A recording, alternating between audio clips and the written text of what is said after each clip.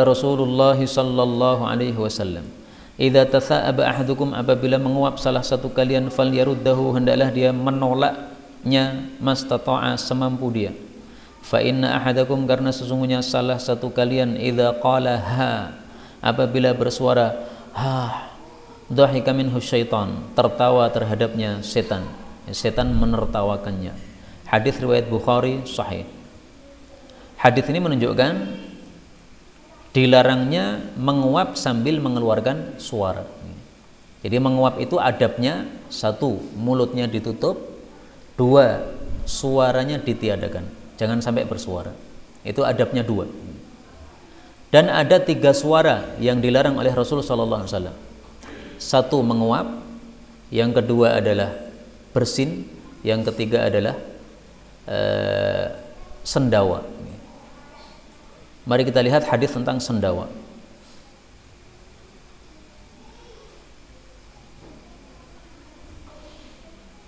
Adapun bersin normal tidak ada masalah. Yang dibuat-buat itu suaranya yang dilarang. Kuffa anna jusha'aka, tahanlah dari kami sendawamu. Sendawa itu gelegaan. Fa inna aktsarahum shiba'an fid dunya atwaluhum ju'an yaumal qiyamah. Karena yang paling banyak kenyang di dunia itu yang paling lama lapar di akhirat nanti. Tahanlah dari kami sendawamu. Ini gara-gara ada seorang sahabat Nabi, ketika habis makan selesai, dia kemudian melepas dengan bebas sendawanya sambil suara keras begitu. Nah, oleh Nabi kemudian disuruh untuk menahan. Artinya jangan dikeraskan suaranya. Suara yang normal tidak ada masalah. Sendawa ada suaranya tidak? Ada, gitu. Nah, tapi kalau normal tidak ada masalah. Tapi jangan dikeraskan sepuas-puasnya. Itu yang dilarang oleh Rasulullah sallallahu alaihi wasallam. Adapun bersin, ini bukan dari sabda Nabi ya. Kalau tadi saya mengatakan dari sabda Nabi sallallahu alaihi wasallam, maka saya ralat ini dari perkataan sahabat Nabi sallallahu alaihi wasallam. Kata kuncinya ashab. Dari riwayat Ibnu Umar radhiyallahu anhu, ada seseorang bersin mengeluarkan suara, atau sarojulun, seseorang bersin inda Ibnu Umar, di hadapan Ibnu Umar. Faqala ashab, maka dia mengatakan atau bersuara ashab. Ini bersinnya orang Arab. Qala Ibnu Umar mengatakan ashab ismu syaitan. Ashab itu namanya setan. Wada'ahu iblis, yang diletakkan oleh setan bainal atsah, di antara bersin walhamdulillah dan alhamdulillah, liyudhkar, supaya nama tersebut disebutkan oleh orang yang bersin. Jadi intinya ketika bersin tidak boleh kita buat-buat dengan suara yang lain. Suara normal tidak ada masalah. Misalnya napa? Bajing, napa-napa boleh. Tahu, ya. Saya nggak paham orang Jawa gimana bersinnya. Maka suara yang normal boleh, yang dibuat-buat itu yang dilarang. 362. Idza tasa'aba, apabila menguap, ahadukum, salah satu kalian, fis salati, ketika salat, falyakzim, hendaklah dia menahan mastata'a. Ini kurang alif ya. Ma istata'a. Mastata'a, semampu dia. Fa inna syaitana, karena sesungguhnya setan, yadkhul, masuk ke dalam mulut. Hadis riwayat Muslim. Hadis ini menunjukkan dua hal, bahwasanya kalau kita menguap, mulut tidak ditutup, maka setannya masuk ke mulut. Maka ada dua larangan ya, membuka mulut ketika menguap dan bersuara ketika menguap. Kalau membuka mulut, setannya masuk. Kalau bersuara, setannya tertawa terbahak-bahak. Karena itu harus ditutup. Menutupnya dengan tangan apa? Tangan kanan atau tangan kiri?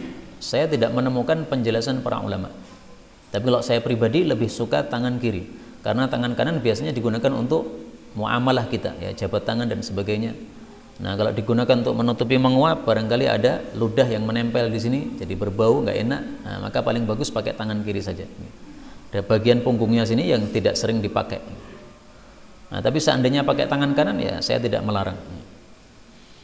Kemudian yang kedua, hadis ini menunjukkan meskipun di dalam sholat kita boleh menutup mulut ketika diperlukan. Berarti larangan menutup mulut ketika sholat itu hanya ketika tidak diperlukan. Di sini Rasulullah mengatakan falyakzim, hendaklah dia tahan. Nah, menahan itu bisa menahan secara langsung, kita tahan begini supaya enggak terbuka, Atau kalau kita tidak bisa menahan, maka dibiarkan terbuka tapi ditutup dengan tangan. Ini termasuk apa? Menahan. Maka dalam masalah larangan bermasker pada saat sholat yang tenar hari-hari ini, itu maksudnya adalah ketika tidak diperlukan. Adapun ketika diperlukan tidak ada masalah. Naha, Nabi melarang ayyughattiyar rajulu, seseorang menutupi fahu, mulutnya, fis shalah, ketika sholat. Hadis riwayat Imam 4, derajatnya hasan. Ya memang tidak boleh bermasker ketika sholat, tapi ini ketika apa? Tidak diperlukan. Kalau diperlukan nggak apa-apa.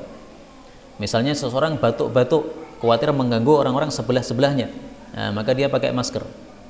Maka dia batuk-batuk, dia merasa aman, tidak akan mengganggu orang-orang yang sebelahnya ketika sholat jamaah. Atau antum sholat di rumah dulu saja, sehingga tidak perlu pakai masker.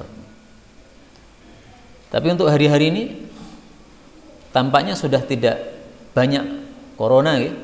Nah, sehingga jangan pakai masker ketika sholat, dibuka saja. Karena waktunya juga sebentar.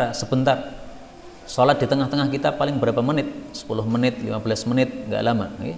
15 menit itu sudah dianggap lama. Nah, maka tidak usah pakai masker ketika sholat, dibuka aja. Kecuali yang perlu tadi. 363. Idza tazawwaja, apabila menikah ahadukum, salah satu kalian, falyuqallahu, hendaklah diucapkan kepada yang menikah, barakallahu laka wa baraka alaika. Semoga Allah memberkahi engkau dan semoga Allah memberkahi atasmu. Hadis ini sahih. Di dalam riwayat yang lain ada tambahan wa jama'a bainakuma fi khair, dan mudah-mudahan Allah mengumpulkan antara kalian berdua dalam kebaikan. Ini riwayat Imam 4, derajatnya sahih. Adapun orang-orang Arab dulu biasa mengucapkan ini, birrafa'i wal banin. Nah, kemudian oleh Rasulullah SAW ucapan ini dilarang, diganti dengan doa tadi. Doanya 3, ya. Barakallahu laka wa baraka alaika wa jama'a bainakuma fi khair. Kenapa birrafa wal banin dilarang? Birrafa itu artinya mudah-mudahan akur atau apa? Mesra. Wal banin, dan mudah-mudahan anak-anaknya laki-laki semuanya. Nah, ini dilarang karena orang jahiliyah dulu benci anak perempuan. Sehingga kalau ada orang menikah didoakan, mudah-mudahan semua anakmu cowok. Nah, ini yang menyebabkan dilarang, berarti kata-kata baninnya ini. Sehingga seandainya kata-kata banin ini kita hapuskan, kita mengucapkan birrofa, nggak apa-apa. Mudah-mudahan akur, mudah-mudahan mesra, mudah-mudahan harmonis. Ini kan doa yang bagus, nggak ada masalah. Sebagaimana difatwakan oleh Syekh Bakar bin Abu Zaid. Nah, maka sebenarnya yang dilarang itu hanya kalimat terakhirnya ini, wal banin, karena menunjukkan bencinya kepada anak-anak perempuan. 364. Idza tazawwaja, apabila menikahi seseorang laki-laki itu, al-bikra, perawan, ala thayyib, atas janda, aqama, dia tinggal indaha, pada perawan tersebut, sab'an, 7 hari, sepekan. Wa idza tazawwaja, dan apabila seseorang itu menikahi ath-thayyiba, janda, alal bikri, atas perawan, aqama indaha, dia tinggal di rumahnya, thalathan, 3 hari. Hadis riwayat Baihaqi, sahih. Maksud hadis ini adalah kalau seseorang menikah yang kedua atau ketiga atau keempat, maka istri yang kedua itu berhak untuk suami tinggal bersama dia selama 3 hari atau 7 hari. Kalau istri yang kedua itu adalah janda, maka suami tinggal di rumahnya 3 hari. Kalau dia perawan, maka suami tinggal di rumahnya 7 hari. Untuk apa? Supaya adaptasi. Nah, kalau sudah tinggal di rumahnya 3 hari atau 7 hari sesuai dengan kondisi perempuan tadi, baru kemudian dibagi dengan adil antara istri-istri yang ada. Kalau istrinya 4, nah berarti semalam. Setelah 3 hari bersama istri yang pertama, atau 7 hari bersama istri yang pertama. Itu maksud hadis ini. Tetapi menurut mayoritas para ulama, hadis ini berlakunya umum dalam semua pernikahan, baik itu pernikahan pertama atau pernikahan yang kedua dan seterusnya. Jadi pemuda-pemuda yang belum menikah, nanti kalau menikah, maka hendaklah menerapkan hadis ini sesuai pemahaman jumhur, yaitu kalau tazawwajal bikra, menikahi perawan, aqama indaha sab'an, Anda tinggal di rumah mertua selama berapa? 7 hari. Adaptasi dulu. Nah, sudah adaptasi, sudah nyaman, nah, baru diboyong, dibawa ke rumah kita. Pripun, Pak? Napa? Tidak sesuai dengan adat.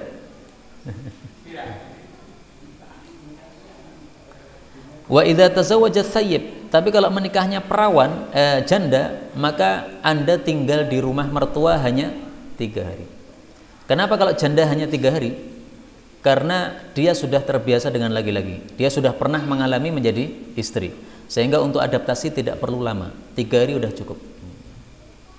Itu maksud hadis ini menurut mayoritas para ulama. Tidak hanya pada pernikahan kedua atau ketiga atau keempat. Tetapi zahir dari hadis ini maksudnya adalah pernikahan kedua atau ketiga atau keempat. Karena di sini disebutkan tazawwajal bikra, menikahi perawan ala thayyib, atas janda. Maksudnya kita sudah punya istri, kemudian kita menikahi perawan. Itu maksudnya. Wallahu a'lam bishawab. Tidak ada masalah kita amalkan hadis ini sesuai dengan pemahaman jumhur, meskipun zahir hadis tidak seperti itu. 365. Idza tazawwajal 'abdu, apabila hamba itu menikah, faqad istakmala, maka sungguh dia sudah menyempurnakan nisfaddin, separuh agama. Falyattaqillah, hendaklah dia bertakwa kepada Allah, fin nisfil baqi, pada separuh yang tersisa. Hadis ini riwayat Baihaqi dalam Syu'abul Iman, derajatnya hasan. Hadis ini menunjukkan fadilah menikah, yaitu sudah menyempurnakan separuh agama. Dalam riwayat yang lain disebutkan separuh iman. Nah, kenapa disebutkan separuh agama? Para ulama mengatakan karena manusia itu mempunyai 2 hajat yang sangat penting, yaitu farjinya sama perutnya. Kalau orang kelapar, kadang-kadang mikirnya yang tidak benar, mencuri dan sebagainya. Kalau orang tidak punya sesuatu untuk menyalurkan hasrat seksnya, tidak ada yang disalurkan padanya, dia bisa berzina. Karena itu kalau sudah menikah berarti separuhnya sudah diselamatkan oleh Allah, yaitu apa? Farjinya. Tinggal 1, perutnya.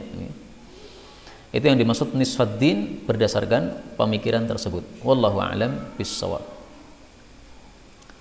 Ada hadis yang lebih bagus dari hadis ini, meskipun semua hadis Nabi adalah apa? Bagus, yaitu bagaimana cara kita menyempurnakan iman secara sempurna, tidak hanya separuh.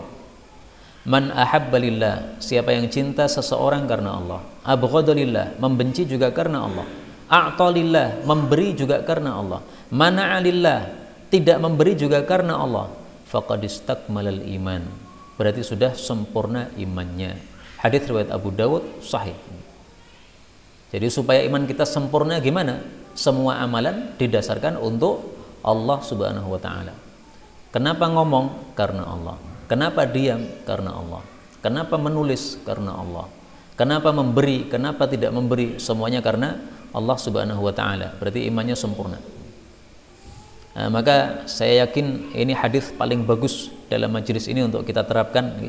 Diperhatikan semua amal kita, kalau bisa maka tidak ada tujuan sama sekali kecuali untuk mengharapkan ridha Allah Subhanahu wa taala. Kalau kita bisa amalkan hadis ini, sudah sungguh sempurna iman kita. Kita lanjutkan 366. Idza sammaitum, apabila kalian itu memberi nama bi, dengan namaku yaitu Muhammad, fala takannau bi, maka janganlah kalian itu berkunyah dengan kunyahku. Hadis riwayat Tirmidzi. Nama Nabi Muhammad adalah Muhammad, kunyah beliau adalah Abul Qasim.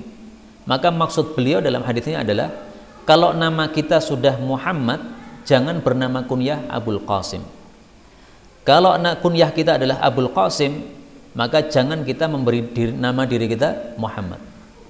Jadi menggabungkan antara nama Nabi dengan kunyah Nabi dalam seseorang tidak boleh.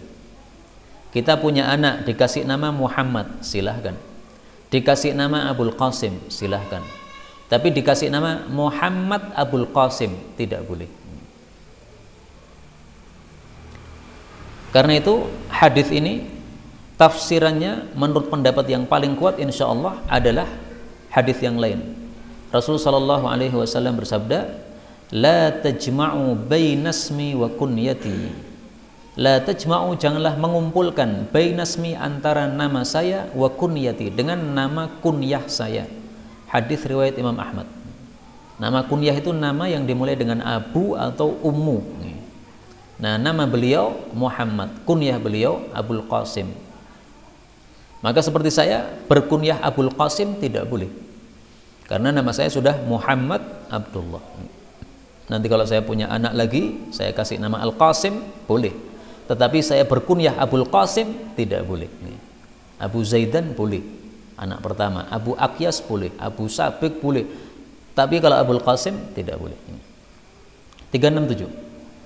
Idza tasyahada, apabila bertasyahud, ahadukum, salah satu kalian, falyata'awwadz, maka hendaklah berlindung, min arba', dari 4. Apa saja?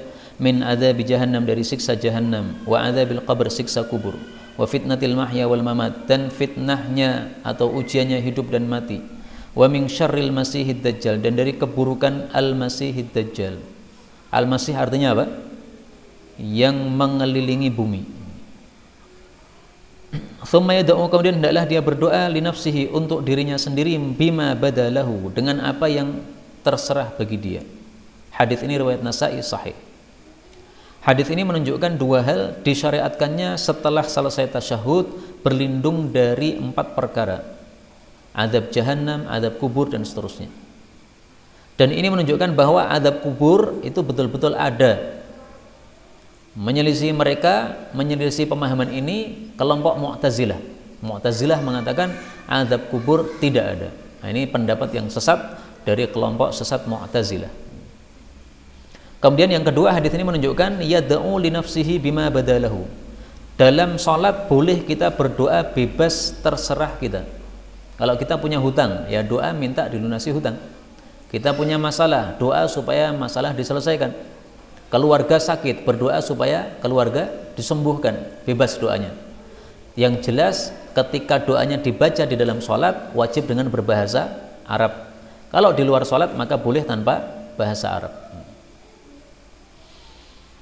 Paling bagus setelah selesai kita membaca wa min syarril masihid dajjal, kita tambahkan doa yang dibaca Nabi SAW.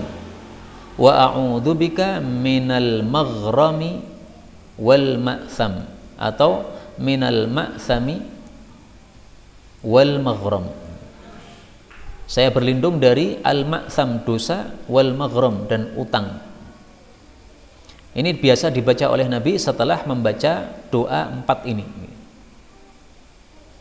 Biasa dibaca enggak ini, Pak? Yang minal ma'tham wal maghram. Tereng. Nah, jadi PR untuk nanti sholat isya gitu. Gampang toh nambahkan ini. Wa minal ma'tham wal maghram. Coba kita berdoa, Allahumma inni a'udzubika min adzabi jahannam. Allahumma inni a'udzubika min adzabi jahannam wa adzabil qabri wa fitnatil mahya wal mamati wa min syarril masihid dajjal wa minal ma'thami wal maghrami wal maghrami. Gampang nggih? Sakniki gampang nggih. Insyaallah mangke gampang. Ya enggak apa-apa kalau nanti lupa, ya dihafalkan, lama-lama gampang. Lama-lama menjadi mudah. Maksam itu dari kata-kata ism, dosa. Maghram itu dari kata-kata al-ghurm, yaitu apa? Hutang. Berlindung dari dosa dan hutang. Dan ini diriwayatkan oleh Imam Bukhari dalam kitab sahihnya. Maka karena ini sunnah yang jarang dilakukan orang, saya hasungkan untuk dihidupkan sunnah ini. Kita lanjutkan 368. Idza, apabila tasafaha, berjabat tangan, al-musliman, 2 orang muslim, lam tafruq, tidaklah terpisah, akufuhuma, kedua tangan keduanya, hatta yughfar lahuma, sampai diampuni oleh Allah Subhanahu wa taala bagi keduanya. Hadis riwayat Tabarani sahih. Hadis ini menunjukkan 2 hal. Pertama, disyariatkannya ketika berjumpa jabat tangan. Jadi ketika berjumpa ada 2 syariat atau 3 nih. Pertama, mengucapkan Assalamualaikum. Yang kedua, jabat tangan. Yang ketiga, tersenyum. Ini 3 hal yang semuanya sunnah baginda Rasulullah Sallallahu Alaihi Wasallam. Mari kita tampilkan dalil tentang tersenyum ketika berjumpa. Rasul sallallahu alaihi wasallam bersabda,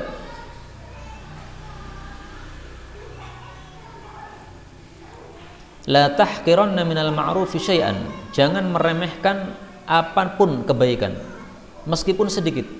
Walau antalqa akhaka, meskipun engkau berjumpa dengan saudaramu, biwajhin talqin, dengan wajah yang tersenyum atau yang ceria, yang terbuka. Hadis ini riwayat Imam Muslim. Maka yang pertama apa? Salam, kemudian senyum, kemudian jabat tangan. Kalau mau ditambahkan lagi, mengucapkan alhamdulillah. Dan ini termasuk sunnah yang terlupakan. Biasanya ketika salaman, salam saja atau pakai alhamdulillah, Pak. Salam saja. Nah, maka ini bisa diterapkan.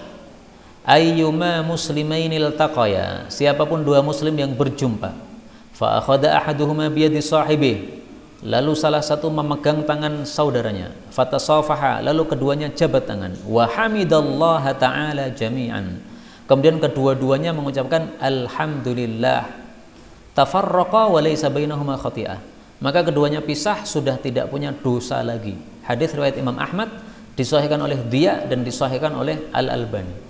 Nah, maka ini termasuk sunnah yang sudah terlupakan. Tapi saya lihat orang Jawa itu biasa melakukan meskipun tanpa sadar. Assalamualaikum, waalaikumsalam. Pripun kabare? Alhamdulillah. Gitu.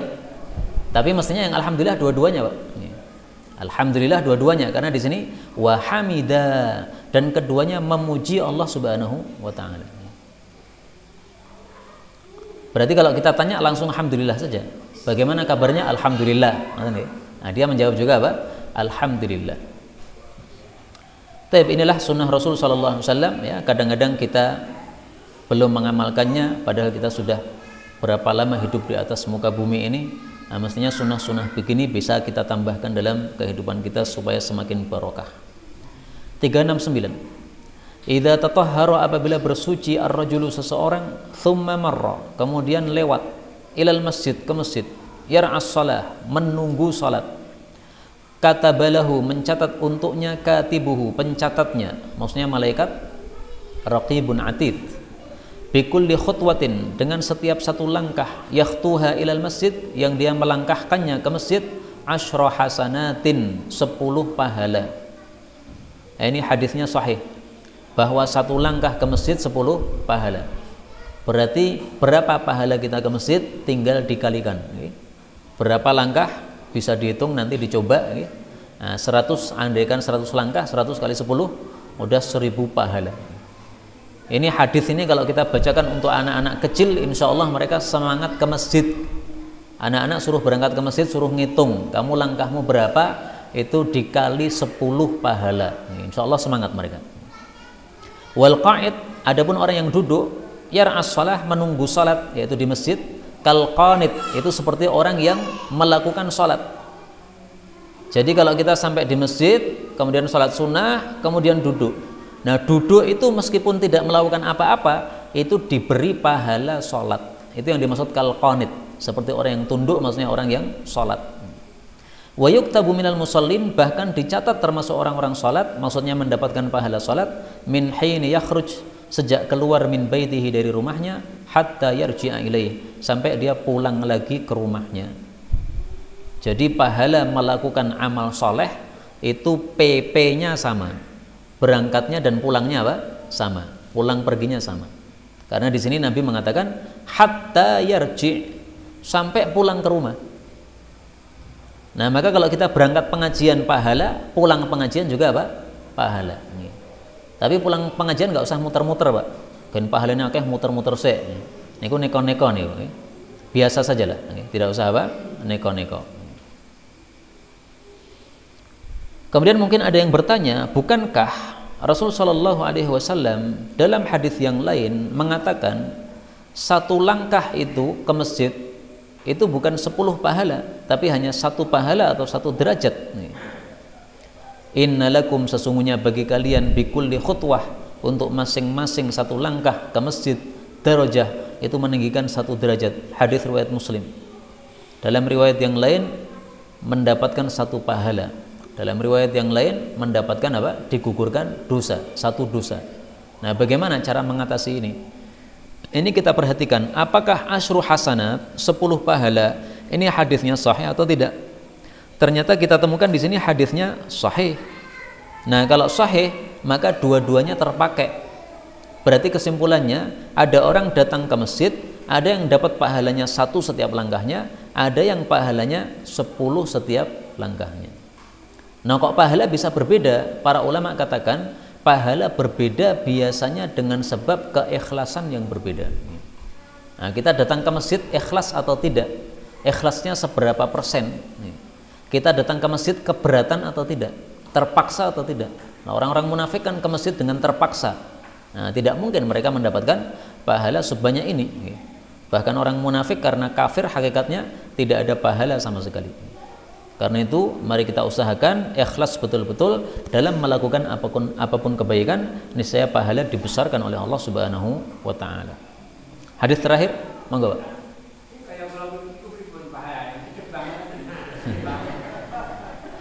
Kalau rumahnya dekat dengan masjid, maka malah seperti Rasulullah sallallahu alaihi wasallam.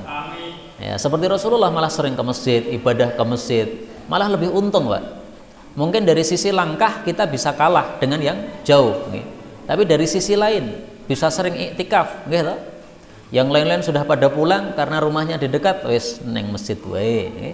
Jadi mereka pulang, kita malah membaca 1 juz. Kenapa membaca 1 juz? Oh, ngomai kurning kene tok. Pahalanya bisa lebih banyak. Jadi nggak usah susah, Pak, nggak usah pindah rumah. Kalau pindah rumah boleh, tapi buka cabang. Pakai motor, pahalanya berapa nggak tahu saya. Apakah dihitung bensinnya per tetes? Setiap tetes itu 10 pahala atau gimana, saya nggak ngerti. Tanya malaikat nih. Oke, terakhir 370. Idza taqada, apabila berhukum ilaika kepada engkau rajulani 2 orang, fala taqdiril awwal, maka jangan memutuskan untuk orang yang pertama, hatta tasma'a, sehingga engkau mendengarkan kalamal akhar, ucapan orang yang kedua. Fasaufa tadri, maka kamu akan mengetahui kaifa taqdi, bagaimana kamu memberi keputusan. Hadis riwayat Tirmidzi sahih. Maksud hadis ini adalah kalau seorang hakim ingin memutuskan suatu masalah, itu hendaklah mendengarkan dari kedua belah pihak. Jangan sampai mendengar dari satu orang langsung kasih kesimpulan atau keputusan, itu tidak akan adil. Tapi silahkan dua-duanya didudukkan bersama, setelah itu silahkan masing-masing ngomong, kita dengarkan satu persatu. A disuruh menyampaikan dulu apa dakwaannya, kemudian terdakwa disuruh menyampaikan apa alasannya. Nah, kalau sudah mendengar dari kedua belah pihak, baru boleh memberikan keputusan. Dan itulah kesalahan atau dosanya Nabi Dawud alaihi salatu wassalam. Kita baca dalam Al-Quran kisah Nabi Dawud surat Shad. Wa dhanna Dawudu annama fatannahu fastaghfara rabbahu. Nabi Dawud akhirnya istighfar karena dia menyadari dia berbuat salah. Wa kharra raki'an wa anaba, dan dia pun kemudian roboh untuk sujud dan dia tobat kepada Allah Subhanahu wa taala. Ini kasusnya apa? Ada 2 orang masuk ke mihrabnya Nabi Daud. Nabi Daud masih zikir. Mereka naik ke tembok mihrabnya. Nah, Nabi Daud kaget nih. Ada orang tiba-tiba masuk tanpa izin kayak begini. Nah, kemudian salah satunya mengatakan, jangan takut wahai Nabi Daud. Ini kami bermasalah. Ini saudara saya begini, sementara saya dibeginikan. Nah, maka Nabi Daud baru mendengar dari 1 orang langsung memberikan keputusan. Setelah itu Nabi Daud sadar, loh kenapa saya memberikan keputusan langsung tanpa mendengarkan dari pihak yang kedua. Maka begitu Nabi Daud sadar, istighfara rabbahu, istighfar kepada Allah Subhanahu wa taala. Inilah tafsir yang paling bagus untuk surat ini. Karena di kitab-kitab tafsir banyak sekali riwayat-riwayat beraneka ragam. Katanya Nabi Daud itu melihat seorang perempuan sedang mandi telanjang. Nabi Daud kaget karena cantiknya bukan main. Akhirnya dicari tahu, ini istrinya siapa ini. Nah, setelah diketahui suaminya siapa, maka suaminya itu ternyata salah satu pasukan Nabi Daud dikirim untuk perang. Disuruh ke shaf yang pertama supaya mati syahid. Kalau sudah mati syahid, istrinya akan apa? Dilamar oleh Nabi Daud alaihi salatu wassalam. Ini cerita-cerita orang genah dalam kitab tafsir, jangan dipercaya seperti itu. Ini merendahkan martabat seorang Nabi Daud alaihi salatu wassalam. Yang benar adalah ini tadi ya, beliau istighfar karena dosanya atau salahnya menetapkan keputusan tanpa mendengar dari pihak yang kedua. Kemudian yang dimaksud tasma'a, mendengarkan kalamal akhar, perkataan orang yang kedua, ini maksudnya dua-duanya didudukkan bersama. Jangan panggil satu suruh ngomong, kemudian setelah itu suruh keluar, panggil satu lagi suruh ngomong, jangan begitu. Tapi dua-duanya dihadirkan bersama. Karena kalau dua-duanya dihadirkan bersama, ini tidak akan dia bohong sementara saudaranya mendengar. Sehingga kedua-duanya pasti berhati-hati ngomong, tidak berani memasukkan kebohongan, karena kalau memasukkan kebohongan akan ketahuan. Dan itu ada dalilnya, dan ini sebagai penutup saya tampilkan dari kitab Bulughul Maram min Adillatil Ahkam. Kata kuncinya adalah yuq'adani, didudukkan. Hadisnya diperselisihkan derajatnya oleh para ulama, kita menggunakan ulama yang mensahihkan. Qadha Rasulullah sallallahu alaihi wasallam, Nabi menetapkan annal khasmain, bahwa dua orang yang berperkara yaq'udani atau yuq'adani, didudukkan baina yadayil hakim, di depan hakim. Hadis riwayat Abu Dawud dan disahihkan oleh Al-Hakim. Meskipun di sini ada takhrij mengatakan dhaif, tapi kita mengikuti Imam Hakim mensahihkannya, tidak ada masalah. Wallahu ta'ala alam bisawab. Inilah yang dapat dipelajari pada hari ini, benarnya dari Allah. Kalau ada salahnya, fa astaghfirullahal azim li wa lakum.